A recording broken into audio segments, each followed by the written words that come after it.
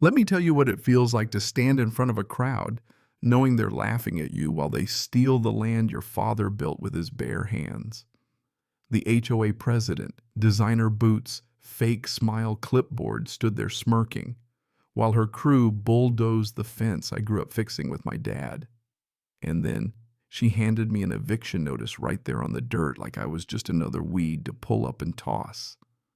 That's how it started. But the part that still makes me grin, they poured every foundation, hammered every nail, built 18 shiny new condos on my land, and they had no clue that a dusty piece of paper I'd kept buried for 50 years was about to flip the whole story upside down. You ever seen a quiet title suit turn into a nuke stick around? The first shot wasn't a letter or a lawyer, it was sound. The grinding growl of diesel engines rumbling through the morning, rattling my coffee in the windows in my kitchen. I knew something was wrong. I walked out on the porch, wiped my hands on my jeans, took in that peace I'd known my whole life. Birds in the oak tree, wind in the pines, and then this, a backhoe and a bunch of guys in orange vests standing where my father's fence used to be. Not just knocked down, but torn out of the earth posts, splintered and tossed like garbage wire coiled up like a dead snake. I marched across the yard, heart in my throat, and when I got close enough, the woman stepped out, boots, clipboard, razor smile. "Can I help you?" she asked, like I was trespassing on my own land. "Think the question is, can I help you?" I shot back, trying to keep my voice steady. "This is private property." She just looked at her clipboard, didn't even blink. "Are you Mr. Matt?" I nodded and she puffed up. "I'm Carol Dobkins, president of Creekide Commons HOA. I told her plain as I could. "My land is not part of your HOA." She tapped that clipboard, told me some nonsense about a revised plat map, zoning changes, old golf course, blah, blah, blah. According to county records, she said this is now common ground. I told her she was wrong, but she just smiled, gave me that look. "You give a stubborn old dog and drop the bomb. The board has voted to proceed with development, so we're giving you 60 days to vacate." I stood there staring at her, at the muddy tracks cutting through my pasture, my dad's fence in a pile. Vacate. Just like that. House my father built, pond out back where I taught my girl to fish gone. Tried to explain, tried to tell her about the deed, the history, the taxes paid up, but it was like talking to a brick wall. She just started quoting eminent domain community improvement, like I was the problem standing in the way of progress. "If you have concerns, attend the public meeting," she said, like it was a courtesy. So I went. That clubhouse, let me tell you, I felt like a criminal on trial. Carol at the head of the table, board members looking at me like I was a bug under a magnifying glass. I brought the tax bill, the old survey. Tried to speak my case, but they cut me off. "Sir, we have the official filings. Digital overlays don't lie." And Carol talking to the room, not me. "Sometimes older paper deeds get superseded. Title reform is complex." People snickered. One guy in the back muttered about me trying to get a bigger payout. I was just the stubborn old fool in their story, now the one who wouldn't get with the times. Never felt smaller in my life. I left that meeting gutted. 68 years old, widower veteran, about to be homeless, because some HOA decided my family's land was just empty space on a spreadsheet. My wife Linda's buried just a few miles from here. Our whole story in this soil, and these strangers were erasing it to build condos that all look the same. I stood on my porch that night watching the sun set over the scar where the fence used to be, the shadows from their machines reaching across my yard like fingers. I'll be honest, for a minute I almost gave up. Maybe I really was just too old to fight.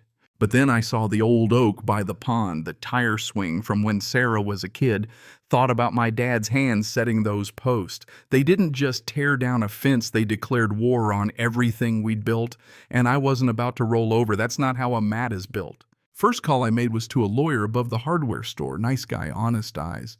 But when I laid out the deed, the surveys, the taxes, he just shook his head. They've buried the paper trail under a mountain of digital paperwork. It's your word against their map. This could take years and it won't be cheap. Meanwhile, the condos kept going up day and night, saws, nail guns, the beep, beep, beep of trucks dust settling on Linda's picture every morning. Strangers turning around in my drive, their trash blowing into my yard. The worst was the pond. Crew hit my water line, shut off my supply, patched it up so bad that the pond started shrinking. Cattails dying, wildlife leaving. That's when I knew I needed help. Called Glenn Torres. Old Army buddy, retired city engineer, sharpest guy I know with a map.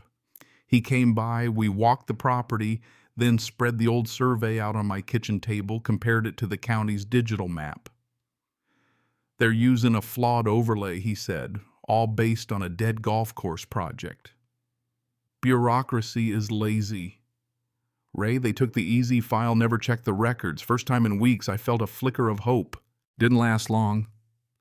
Next day, sheriff's deputy rolls up, hands me a cease and desist, says I can't go near the construction, have to stay 100 feet back on my own land. Carol parked at the end of my drive, smiling like she'd won. That night, I stood in the dark, looking at the machines parked where my father's tomatoes grew, thinking this was it, this was how it ends. But I wasn't raised to surrender. Couldn't fight head on, so I went sideways. Glenn had a friend, Peterson, old surveyor, didn't like big developers. We met at a diner. I slipped him cash for a historical records review. A few days later, he called. He'd found my grandfather's survey from the 40s referenced an iron pin out by the birch trees. If that pin was still there, their plat was a lie. Next night, Glenn and I, under the stars, found that pin rusted but clear with an M chiseled into the top. Proof. But you know, lawyers' proof isn't proof unless it's on paper. That's when I remembered Dad's old footlocker. Hauled it down from the attic dust and mothballs, and inside was a thick envelope marked property. Bill of sale, tax stamps, a hand-drawn map, and at the bottom the original notarized deed from 1971, county seal and all. Glenn looked at it like it was the Holy Grail. This is the root of title. Everything else is just a branch. Next morning, I took it to the county courthouse. The plat book from 1971, there it was, my deed, clean stamped, never sold, never donated. All that talk of digital overlays and modern reform, just smoke. Their whole plan was built on a bluff, a lazy mistake, and a lot of arrogance. I wanted to storm the construction site, shove that deed in Carol's face, but I didn't. A colder idea came to me. They needed to feel it, needed to build every wall, spend every dollar stack, every hope on a lie before I pulled the rug out. I made a copy of the deed, kept the original safe, told no one. I watched. I waited. Sarah called, worried. "Dad, what are you going to do?" she asked, voice trembling. I lied, told her maybe it was time to give up. She thought I'd lost my fight. But inside, I was just waiting for the right shot. The condos shot up 18 units, new roads, even a barbecue on what used to be my meadow. Carol gave interviews pointed at my house as her modernization project. But the workers, they were just guys doing a job. I brought them water, learned their names, took pictures, wrote down license plates. I never talked about the lawsuit, just listened. One young foreman, Mike, mentioned the bank was nervous about the title insurance, said the HOA didn't even own the dirt yet. Not technically. That was it. I had what I needed. I called a retired judge, Arthur Vance. He remembered my dad, remembered fighting with the HOA years ago. I brought him the deed, the survey, the photo of the iron pin. He nodded. Constructive fraud, he said, and their builder is just as exposed. If the title was no good, the contracts were no good, every sale was a house of cards. All I had to do was give it a push. 2 days before the grand opening, I filed a quiet title suit at the courthouse, attached the deed, asked the court to declare me the sole owner. No drama, just the facts. The summons hit the HOA like a grenade. Their lawyer called begging for a settlement, raising his offer every time. "See you in court," I told him and hung up. News leaked, buyers panicked, reporters sniffed around. I sent one a photo of the iron pin captioned, "You can't digitize the truth." Carol tried to bribe Glenn into lying about the deed. We caught it on tape. The hearing was packed. The HOA lawyer blabbed about progress and digital records. I just put the old deed on the stand, played the recording. Carol's voice caught cold no way out. Judge slammed the gavel. Ruling was thunder, my deed was law, the condos were mine.